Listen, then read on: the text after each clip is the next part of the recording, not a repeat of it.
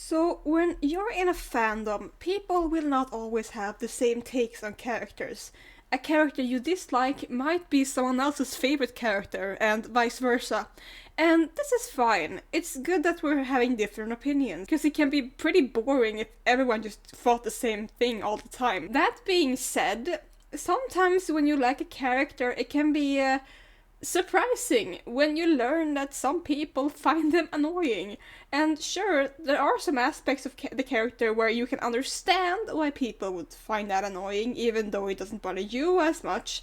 But there's also other moments where you're like, wait, I didn't even know this was something to complain about. Two very popular characters that people describe as annoying and frustrated are the two main characters of the two most internationally popular DC shows, Miss Violetta Castillo and Miss Luna Valente.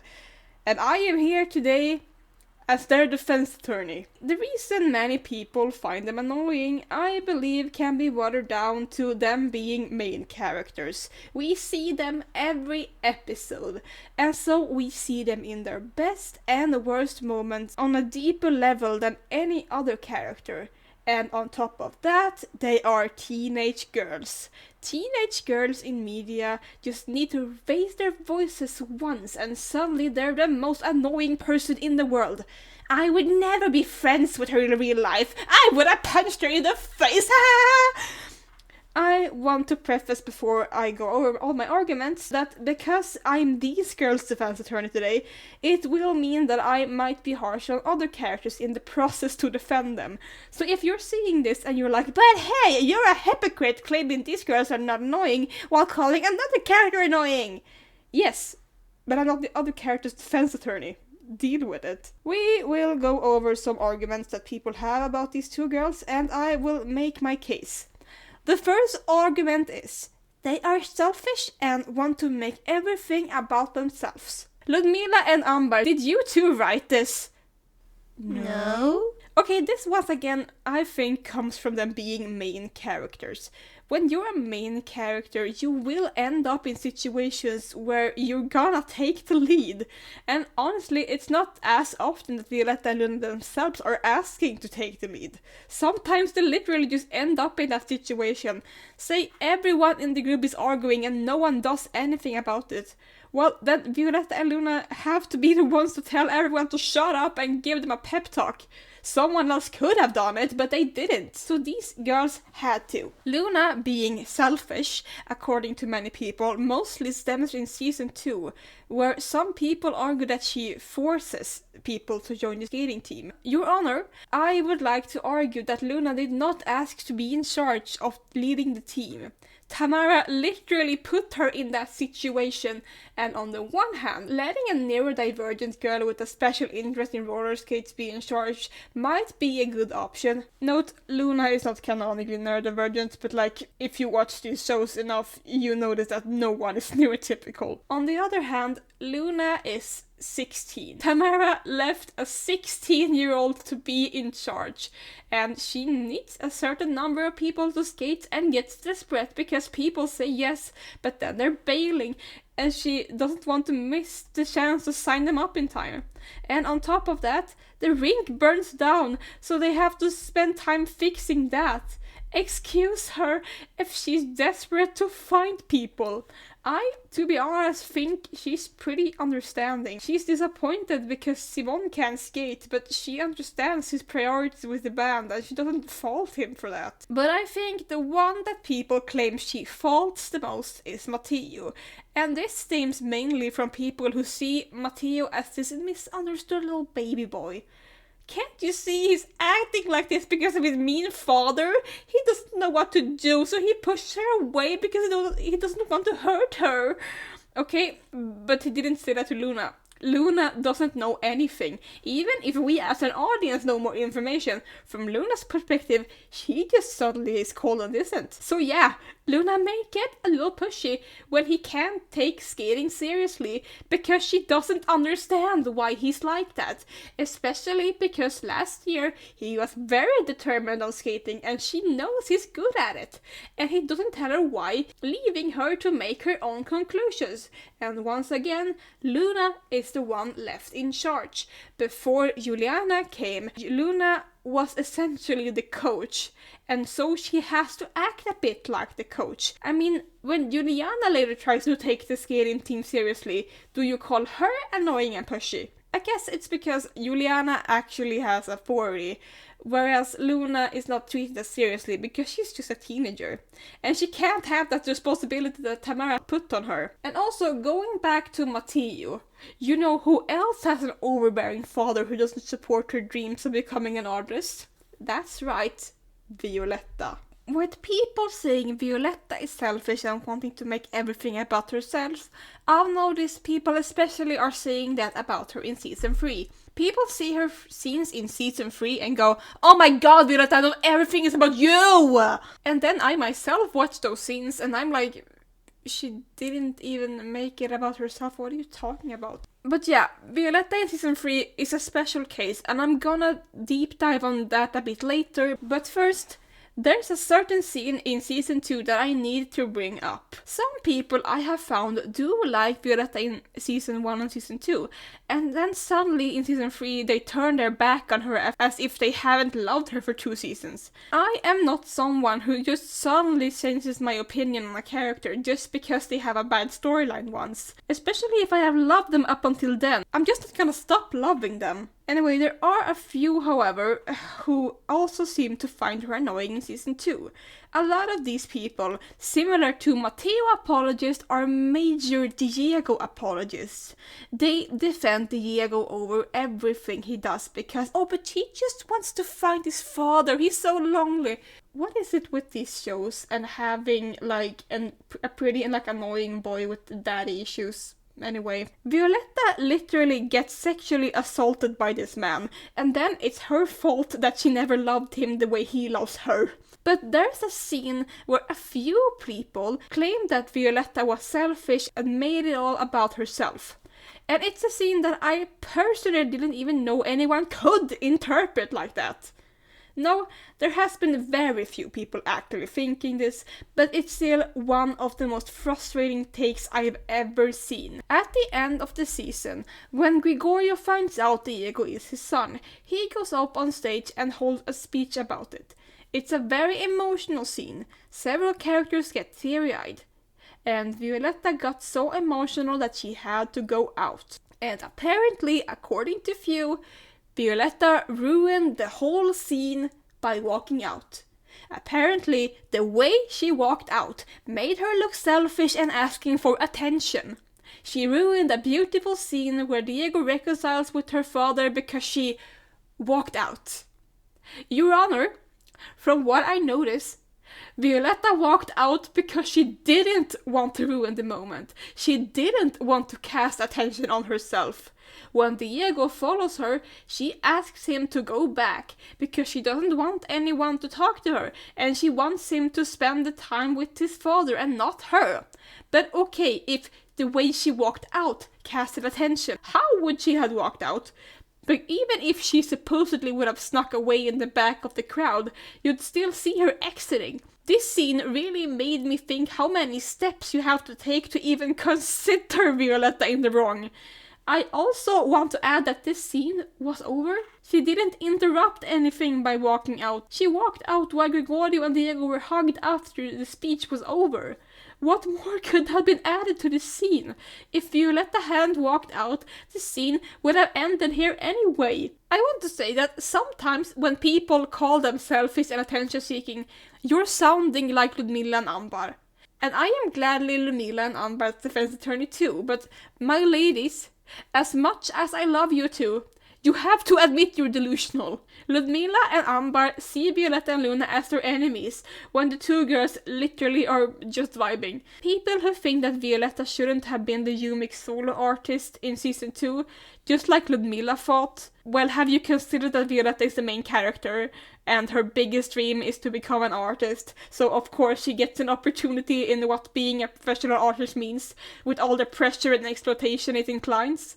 Not to mention, Ludmila also got the opportunity to be a Yumik star in season 3, and she hated it just as much as Violetta did. But yeah, most people think Violetta is the worst in season 3. She's selfish, she doesn't listen, she's annoying. Instead of immediately lashing out at her for this behavior, maybe we could try to find a reason why she acts like this. I wanna bring the man that I briefly mentioned before and that I'm absolutely gonna blame everything for.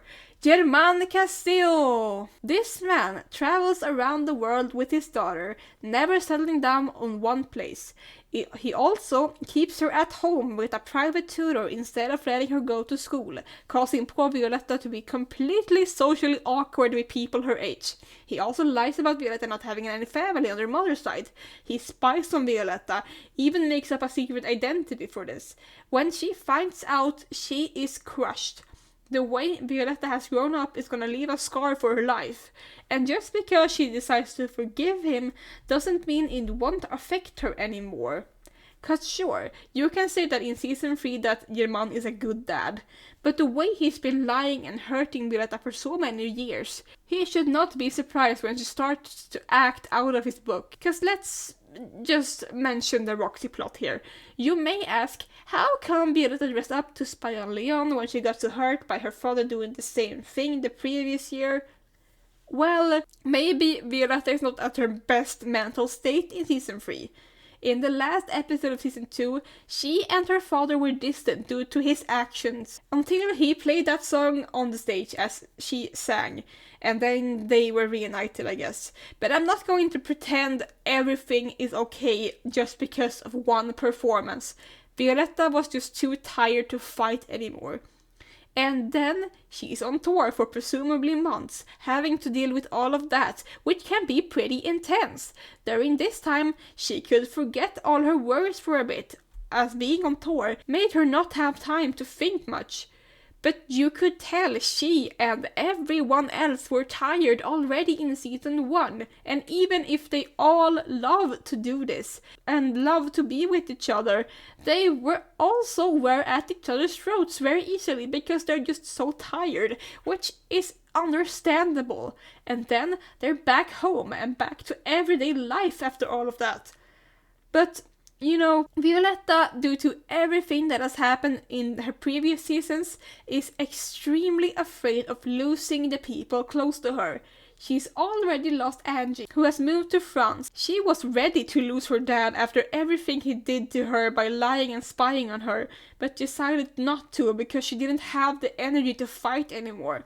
But most importantly, she's afraid to lose Leon. I'm going to talk about this more in my next section, but all I'm saying now is Violetta becomes way too clingy with him because he is the one safe spot she's always had, and unfortunately, this clinginess leads to them having to break up. And when Violetta is sad, the only two people who can truly comfort her are Angie and Leon. And now she has neither. But she feels how big a mistake it was to let Leon go. So what does she do? Something she never would have done a year ago, but her mental state has just pushed her in that direction.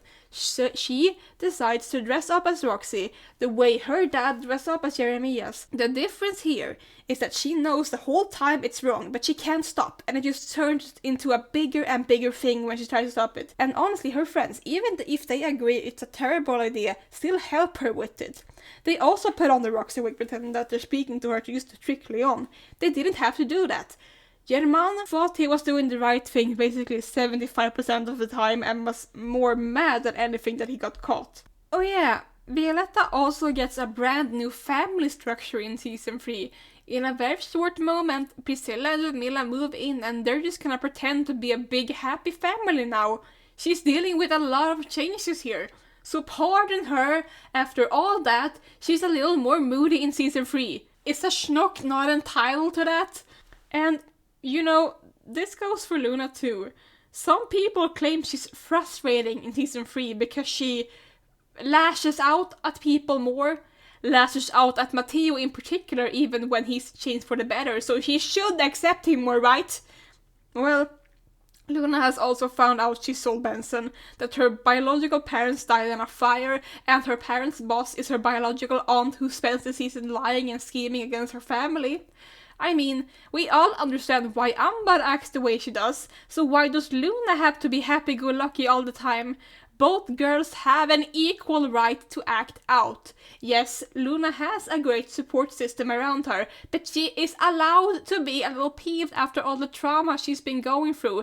It doesn't mean anyone else's trauma is invalidated. Luna and Amber both are traumatized by the same woman in different ways, and both are valid. We shouldn't pit these two girls against each other, and I hate the argument that if you defend Luna, you hate Amber and vice versa. You can understand both girls, and both girls just need therapy, okay?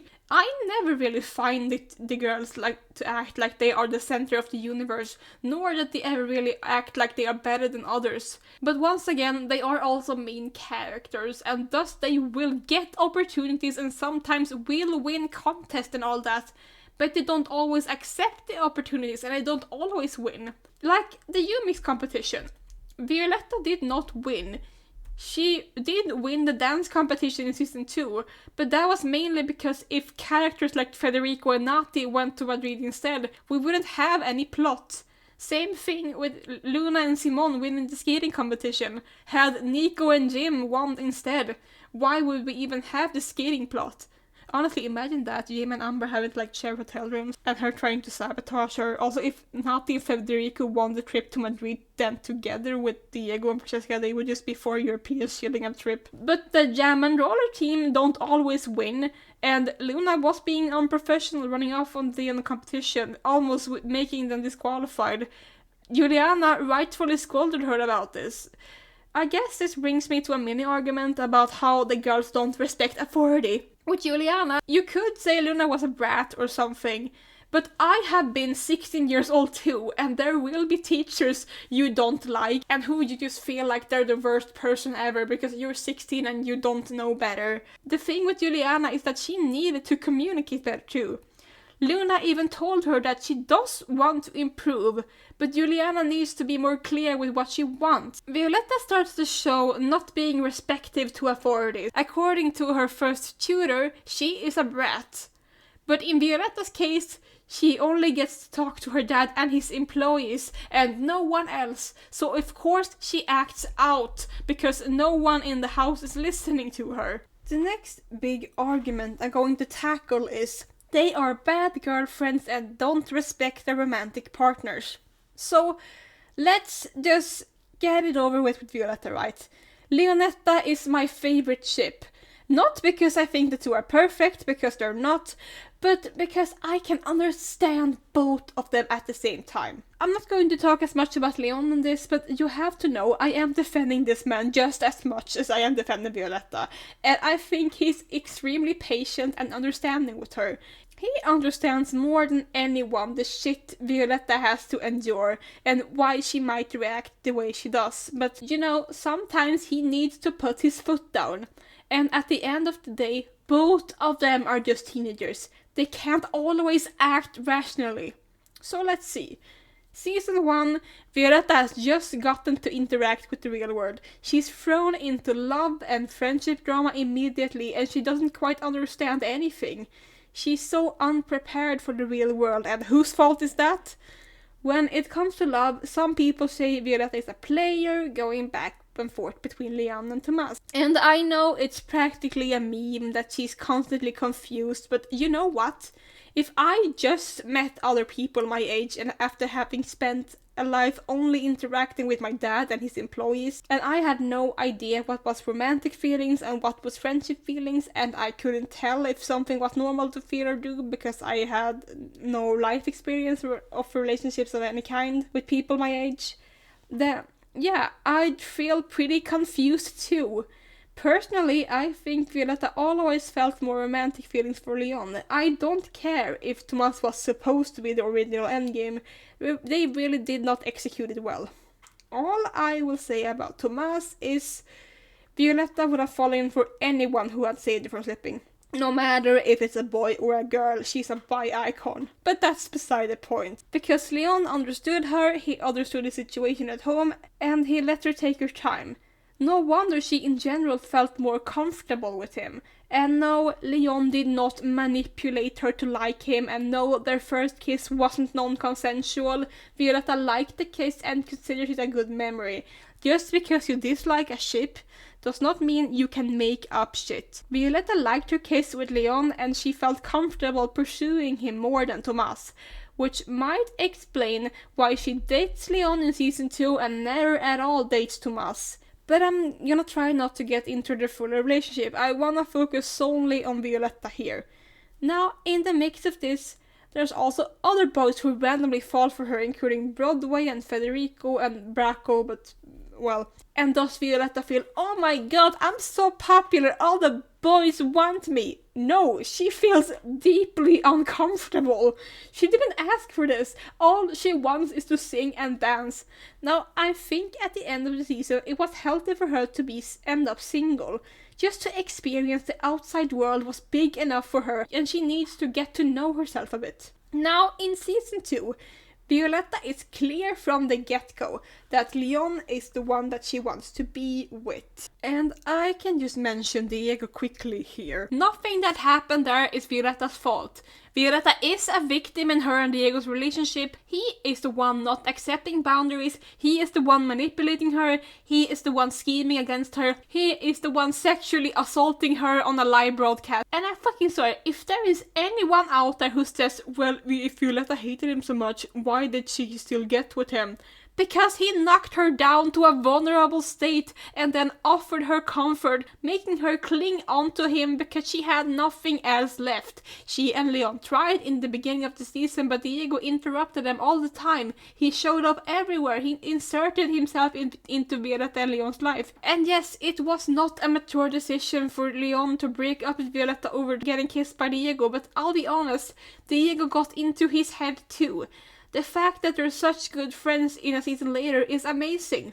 On top of this, after the non-consensual kiss, Violetta gets no support even from her own father, because he and the whole world seems to think she was the one who kissed him. She's offered no comfort, and the only one who seems to care is Angie. And well, this is where Diego swoops in like he's gonna save her from this, even though he was the literal cause of it. Though I have to say, that the Leonetta scenes in season 2, despite them not actually dating a lot of the time, are wonderful. Yes, you can tell that they are still deeply caring for each other. Both try to move on. They're trying to date other people, but as Violetta says, Diego's hugs don't feel the same as Leon's. But she also has a hard time breaking up with Diego because he's given her Stockholm syndrome and she believes she loves him too. Now in season 2, Violetta also experiences her best friend Francesca almost leaving the country, her aunt Angie leaving France for her mental health, she gets pushed around with Jumix wanting her to act in a certain way, and then she finds out her father has been spying on her this whole time with a disguise. And then she goes to Madrid, where she finds out Diego has been scheming to break her heart, and she breaks down crying at stage. And at the end of the season, she's basically depressed and can't work on music. And you know who supports her most through all of that? Leon. When Francesca leaves for Italy, she runs into Leon and his heart calms her down. When Angie leaves for France, Leon cheers her up much better than Diego. When she finds out her dad has been spying on her, she goes to the park to cry it out. And who is there to calm her and ask her to spend the afternoon with him to cheer her up? Leon. And who saves her when she breaks down crying on stage in Madrid? Leon. And who is there helping her to reconcile with her father and performs the guitar solo on stage while Violetta performs, showing how much he supports her and loves her? Leon. All in all, Leon is Violetta's safe space. And going into season 3, the gang has been on tour. and they're all tired, but ultimately it has been a bit of an escape from reality. And as soon as they're back home, reality hits. Violetta loves her father, but even if he's better than he was in earlier seasons, he's still the same man who has a need for control, a man who doesn't listen, and a man who constantly interrupts his daughter when she's trying to talk to him. He's still emotionally immature. And in the beginning of the season, Violetta does not have Angie who can be her to set both German into place and also be a support and mentor for Vilu. Angie is another safe space for her, but in the first 20 episodes Angie is in France for her mental health, which means Leon is the only safe place Violetta has. So is it so weird that after all the trauma this girl has endured in the past seasons, she's terrified of losing him, meaning that she clings onto him and unfortunately suffocates him. It is so easy to call Violetta annoying, obnoxious, selfish, blah blah blah. But because she hasn't been acting like this in previous seasons, I tried to figure out why she's acting like this. Cause in season 2, when Angie wanted to leave her friends, Violetta did not go. No, Angie, you can't! Think about me! You can't go! You need to stay! Think about everything you have here! No! She actually cried because she wanted Angie to not think of her. She wanted Angie to leave and be free and not stay because of anyone else. So why can't she be this supportive for Leon when he wants to leave the studio? Well, in season 3, she doesn't have the same support system left like she had in season 2. Even if she reconciles with her dad, I'm sure there's still scars that she never really got to heal from what he did to her both in season 2 and frankly her whole life. And then her dad also is starting to date Priscilla, Ludmila's mom. Her friends are starting to act strange too, especially Francesca, who isn't as open with her anymore as she used to be. So she has comfort in Leon, and basically Leon only. So when he says he wants to leave the studio, she's afraid that this means that she's gonna lose him and thus lose everything. Which may sound ridiculous, but she's literally a traumatized 19-year-old. So she starts to do everything in her power to make him stay in the studio, stay with her. And honestly, the one who possibly could help properly talking some sense into her would probably be Angie. But Angie isn't here, and Violetta can't talk to any other adult either because she can't talk to her dad about it. So the only other people she can talk to are her friends, who are teenagers like her, and who either don't have good advice, or she's too desperate and anxious to listen to them. And yeah, unfortunately, this causes her and Leon to break up. The only thing Violetta didn't want. Her biggest fear. Sometimes during early season 3, I think Violetta acts a lot like German. And that just makes me sad that it runs in her genes to be like this. But you're kind of screwed if German Castillo is your dad. But yeah, then she does the Roxy thing, which Violetta in earlier seasons never would do. The closest she did was to dress up in Ludmila's pirate costume to talk to Tomas in season 1. But the fact that she got to this point where she decided she needed to dress up in order to spy on Leon tells me that her mental state is not good. And as I mentioned, German never really felt bad about being Jeremias. He just felt bad once he got caught. Violetta several times feels bad and tries to quit, and to be honest, if it wasn't for her friends helping her, she wouldn't be able to pull this up. Like Camila putting on the Roxy wig and walking away, or Francesca putting it on to make it seem like Violetta and Roxy had a conversation. They could have just hid the wig away. Not to mention how Violetta was ready to call it quits, and then Francesca walks in, tells Violetta that she hates how much she loves her, and that she has Fausta in her bag, throwing Violetta right back into the madness. But I think Violetta, after the Roxy fiasco, gets back on track. She makes mistakes still, but she genuinely wants to better herself and learn from her past. You know, sometimes we need to be really fucking stupid to learn how to be better people. Leon and Violetta's relationship in the other half of season 3 makes me almost forget the first half. They find each other again. They try things differently this time. They are both traumatized from their past, and they're afraid to end up there again. So they try to be friends until they realize they can't. And maybe some people will say, no, they're gonna break up and argue all over again. They're gonna argue on their wedding day. Blah, blah, blah, blah. I don't think so. I think they genuinely have matured. Violetta has matured. Call me delusional, but after 3 seasons, I just want to believe in their love for my mental health. They're gonna get married and stay together for life. They're gonna have only one daughter because Leon had to get a vasectomy after Germana beat him up for impregnating his daughter, even though Leon and Violetta were adults and married. But anyway, Teeny the movie is not canon. I have made a video about this. Now, there is an argument that Violetta is easily jealous and easily jumps to conclusions, and that makes her a toxic person. And, yes. If it just wasn't for the fact that being jealous, easily jumping to conclusions, and being impulsive and angry instead of communicating properly isn't an explicit Violetta and Leonetta situation, cause you know who else that description falls into? Francesca and Marco, Camilla and Broadway, Natti and Maxi, German and Angie, German and Jade, German and Priscilla, Pablo and Angie, Pablo and Jackie, Francesca and Tomas, Violetta and Tomas, Ludmila and Federico, Ludmila and Tomas, Maxi with half of his love interest in season 1, Andres with some of his love interest too, Olga and Remayu. The list goes on. Jealousy plotlines are annoying, but the reason that they have them is because each season is 80 episodes and they need to fill it with some drama. And because this telenovela is for children, they can't do things like surprise pregnancies and adultery, so they use jealousy.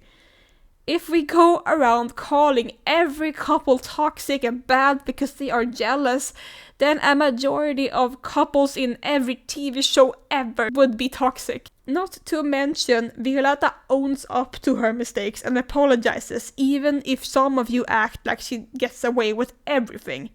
She doesn't. If we go over to Luna. Once again, some people seem to put Matteo on a pedestal and blame Luna for, not putting up with everything he does. I'm gonna be completely honest here. If people hadn't pushed Luna so hard that she liked him, I am not sure she would have ever dated him. I'm not saying this because of personal headcanons, I promise. It's just the characters, especially in Sir Luna, have a tendency to be like, he likes you and therefore you must like him back and date him. Jam is another victim of this. She's been so clear that she only sees Ramiro as a friend, but people keep gaslighting her that she likes him, only for her to want to break up with him for the smallest things every time she dates him. But when it comes to Matteo, in season 1, he's very similar to Diego in the way that he needs to butt in everywhere Luna is. He refuses to leave her alone and at times even refuses to let her go. Her being annoyed is just cute to him. He also infantilizes her, especially in season 1, which just makes me feel icky. In season 3, he arguably is a better person, but he also has this mentality of, I have apologized and I am showing you I am a better person, so why don't you want to date me? As if that's a requirement. Like, good for you, good on you for apologizing and stuff, but you can't just automatically assume that that's gonna make her want to get back together with you. Give her some space. Let her breathe. Don't corner her by the lockers telling her that she feels the same for you and you need to be together. And yet it's apparently Luna who is the one that is stubborn and unfair here. And their first kiss. You know what I think about their first kiss. For me, this is the exact same scene as with Diego and Violetta. But it's this complicated case, because in Violetta the show was very clear that what Diego did has negative consequences. It was not a good experience and essentially was a snowball into Violetta's life getting worse. In Soy Luna, when the same thing happens, suddenly the show wants you to think that this is a romantic moment, even though Luna is visibly shocked and upset about it. Not to mention, in real life, kissing someone at the end of a skating performance is considered unprofessional. But Luna has to kind of gaslight herself that this was a good moment, even though she hated it at the time. The show constantly brings it back. It was part of the choreography. Oh, look at them. Aren't you happy for them? No. As someone who watched Violetta first, going from a moment where it was clear it was wrong to go to a moment written by the same people and suddenly it's supposed to be romantic? Excuse me? Also, once again, some people try to make the argument that Leon and Violetta's kiss also was non-consensual. No, it was not. And you can see this in the reactions. When Leon kisses Violetta, she looks surprised but happy. She excitedly writes about it in her diary. This was a good experience. I also want to add how many kisses there are like Leonetta's. Natty and Maxie's, for example. Maxie asks Natty to close her eyes and he kisses her, just like Leon did. Was this a non-consensual moment too, even though Natty seems to have liked the kiss? Or is it only non-consensual with Leon and Violetta? When Matteo kisses Luna, she looks confused and shocked. And the moment she can, she confronts him and shows in all ways she didn't like it. Oh, but she secretly liked it, or else she would have pushed him away. She was wearing roller skates. He had her trapped. Also, do you want to make the same argument with Diego and Violetta, that if Violetta didn't like it, she would have pushed him away? Huh? Then it's Simone. One of the worst arguments I've ever heard is Luna technically cheated on Simone with Matteo. Have we watched the same show? First off, Luna loves Simone more than anyone in the world. But I'm going to be fair here. Just like with Matteo, Luna most likely wouldn't have dated Simone if it weren't for the fact that people told her over and over again that she must have a crush on him. I mean, Nina essentially in every other episode tells Luna that she's either crushing on Simone or Matteo, and Luna is just confused by it all. Before she moved back to Argentina, she barely experienced any romance, and the second she arrived, all these people keep telling her she's into boys. She's literally talking to Matteo. Well, that means she's crushing on him.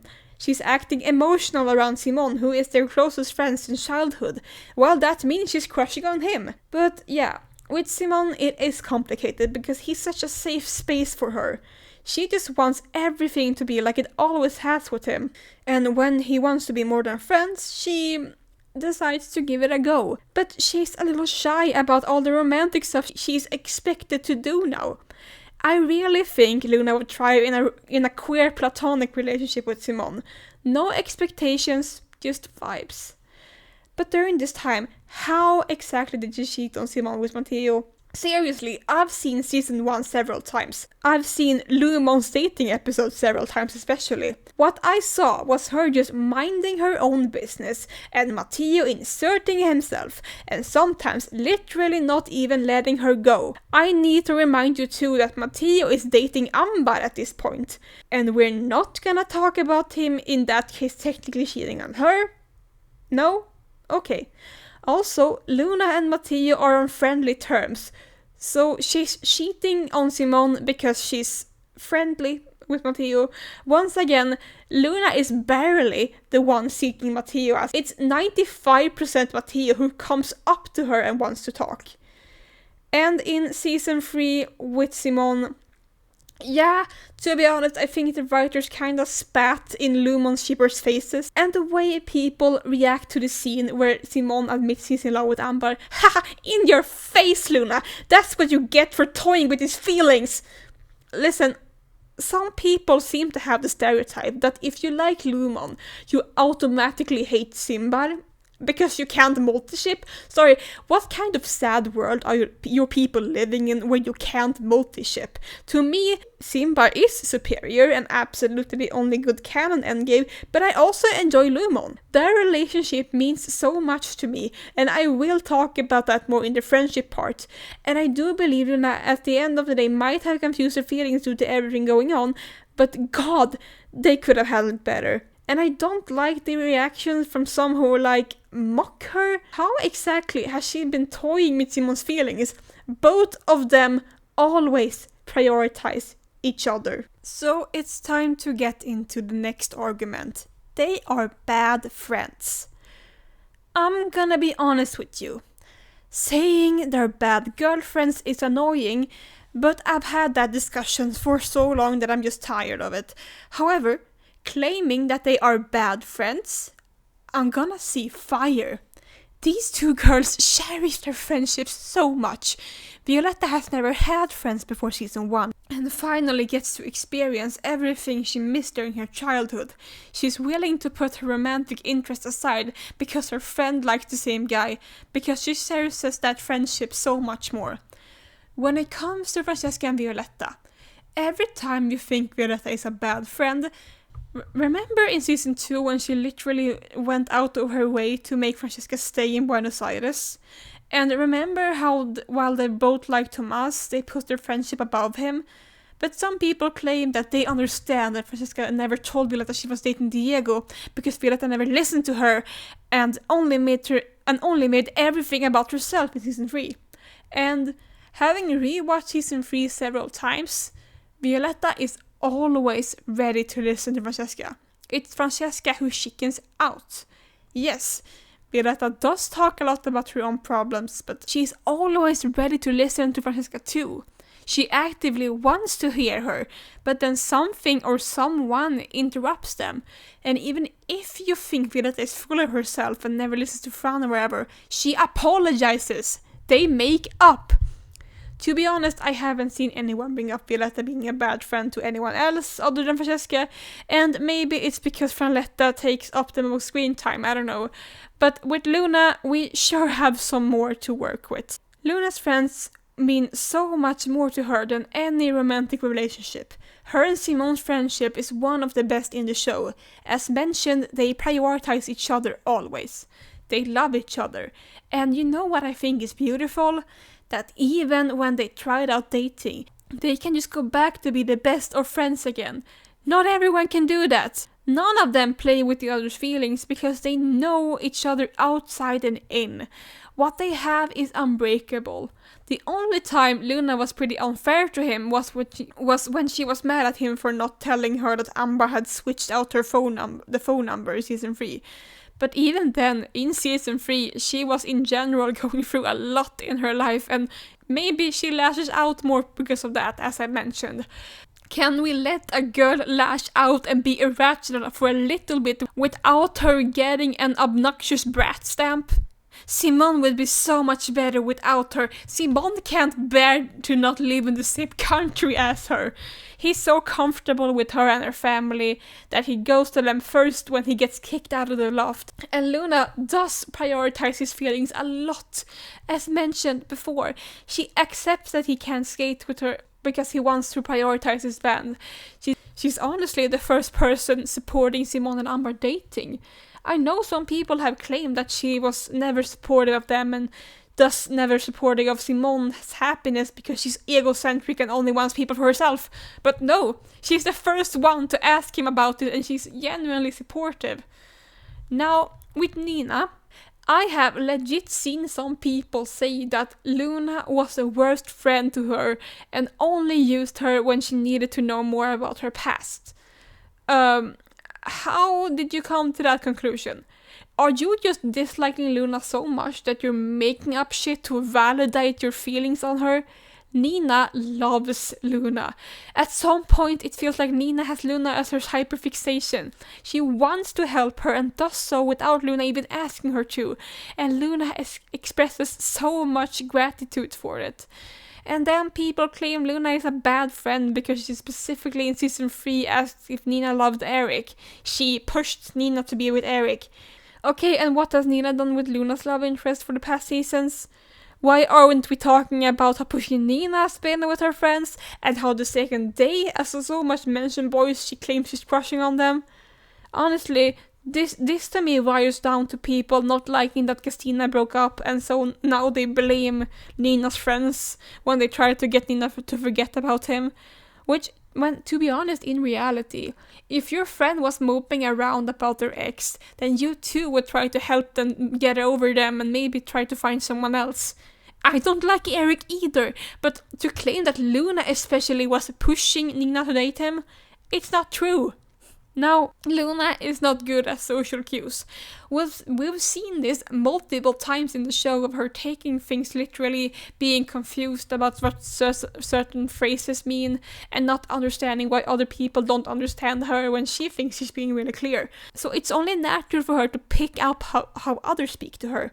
And now when she's in a new country, she learns how the kids in Argentina talk to each other. And what has happened with Luna for the past 2 seasons is that every time a boy likes her, her friends acknowledge this and then ask if Luna doesn't find him cute. So Luna notices that Eric is crushing on Nina, and so she asks Nina if she doesn't find him a little cute, the way Nina would have asked her. But it's not a problem when Nina does it, right?